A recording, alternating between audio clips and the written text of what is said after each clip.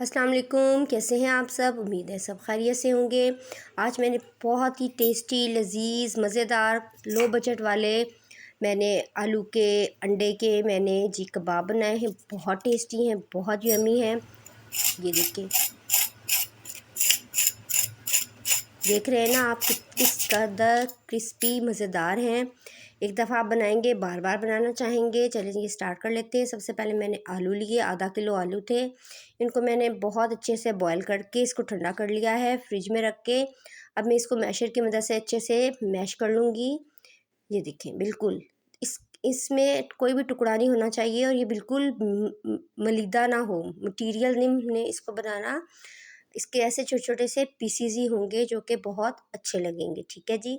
अब मैं क्या करूँगी जी, इसमें मैंने लिए 4 अदद अंडे। चारों अंडों को मैंने, जो बारीक वाला होता है हमारा कद्दूकश, उसकी मदद से मैं इन सारे 4 के 4 अंडों को वन बाय वन लेती जाऊंगी और इस मटेरियल में मैं इसको डाल के कद्दूकश कर लूँगी, जिससे इसका इस कदर क्रीमी यमी टेक्सचर आएगा जैसे आपने मायोनीज़ डाला हो ढेर सारा। इस कदर ज़बरदस्त किस्म का इसका फ्लेवर आएगा इंशाल्लाह से। तो मैंने वन बाय वन सारे एग इसमें डाल लेती हूँ। एग्स डालने के बाद इसमें मैं कुछ चंद चीज़ें ऐसी डालूँगी जो कि घर में होती हैं। आपको पता है अंडे भी घर पे होते हैं और बाकी सब चीज़ें भी घर पे ही होती हैं। तो अब हम स्टार्ट कर लेते हैं। आधी चम्मच मैंने डाल दी नमक की। ये जी धनिया पाउडर 1 चम्मच, 1 चम्मच ज़ीरा पाउडर। अब जी 2 चम्मच मैं इसमें डालूँगी चिली फ्लेक्स के। ये देखिए माशाल्लाह। ये जी काली मिर्च 1 चम्मच। काली मिर्च के बाद ये जी 1 चम्मच मैंने लिया कलौंजी।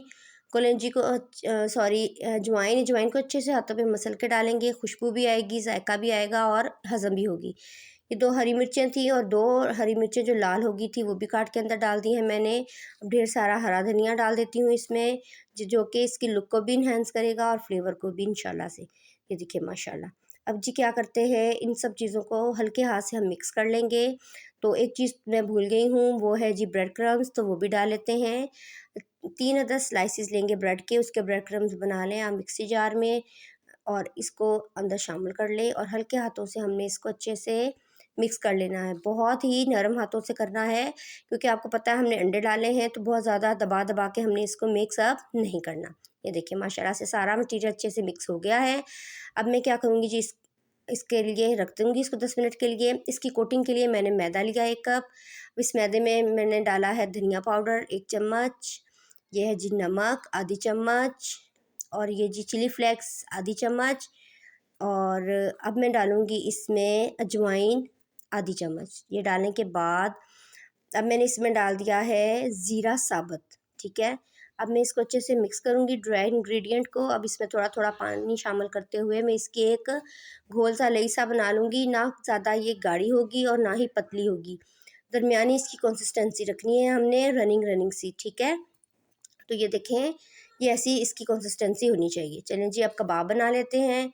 थोड़ा सा मटीरियल उठाऊंगी और मैं ऐसे इसके कबाब बनाना शुरू कर दूंगी। चिपटे चिपटे कबाब नहीं बनाएंगे हम क्योंकि सारी चीज़ें पकी हुई हैं, इसमें कोई चीज़ कच्ची नहीं है। तो ऐसे मैं इसके बड़े बड़े थोड़े कबाब बनाऊंगी। अगर आपने छोटे छोटे चिपटे बनाने हैं तो आप चिपटे भी बना सकते हैं, कोई मसला नहीं है। ठीक है जी। वन बाय वन मैं थोड़ा थोड़ा मटीरियल उठाती जाऊँगी और इसको बिल्कुल इस तरह सारे मज़ेदार किस्म के एक ही शेप के सारे जो है कबाब हम बना लेंगे। तो आप जब इसको बनाएंगे ना, देखिएगा आपको इस कदर मज़े के क्रीमी यमी लगेंगे और बच्चे ज़रूर पूछेंगे कि क्या आपने इसमें मायोनीज़ डाला है। इस कदर इसका क्रीमी टेक्सचर आएगा इंशाल्लाह इंशाल्लाह से। ये देखें, तो ये कबाब इस तरह ही मैं सारे के सारे कबाब बना लूँगी और ये देखें जी अब मेरे सारे कबाब बन चुके हैं। ये देखिए माशाल्लाह। तो थोड़े से मटीरियल में काफ़ी सारे कबाब बन जाते हैं। तो अब मैं क्या करूँगी, एक कबाब उठाया, इसको जो मैंने अभी मैदे का घोल बनाया था उसमें डिप करूँगी। उसमें डिप करने के बाद मैं इसको ब्रेड क्रम्स में रखूँगी और सूखे हाथ से अच्छे से इसके ऊपर ब्रेड क्रम्स लगा दूँगी। दोनों साइडों से बहुत अच्छे से ब्रेड क्रम्स लगा देंगे। ये देखिए बिल्कुल इस तरह। ये देखिए ब्रेड क्रम्स लग चुके हैं। अब जी कढ़ाई में ऑयल गरम करते हैं, ज़्यादा ऑयल नहीं चाहिए। ये देखिए बिल्कुल कम ऑयल में हमने इसको डीप फ्राई नहीं करना है, हल्का सा हमने इसको शैलो फ्राई करना है।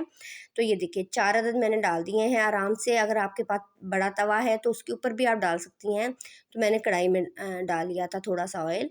तो ये देखिए माशाल्लाह वन बाय वन हम इसको टर्न करते जाएंगे और इसको बहुत अच्छा सा कलर दोनों तरफ से जब आ जाएगा तो फिर हम इसको जी निकालेंगे। ये देखिए जी ज़बरदस्त क्या खूबसूरत कलर आया है।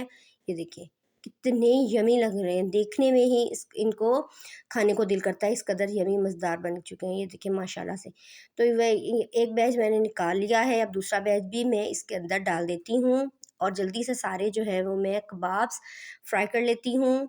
और शाम की चाय के साथ आप इनको बना के खाएं, आप मेहमानों के आने पे बनाएं, दाल चावल बना रहे हैं उनके साथ बनाएं, बच्चों को लंच बॉक्स में बना के दें तो इंशाल्लाह से बहुत मज़ा देगा। आप जो बन मिलते हैं बर्गर बन, वो बना के वो ला के उसके अंदर इनको डाल के दे सकते हैं।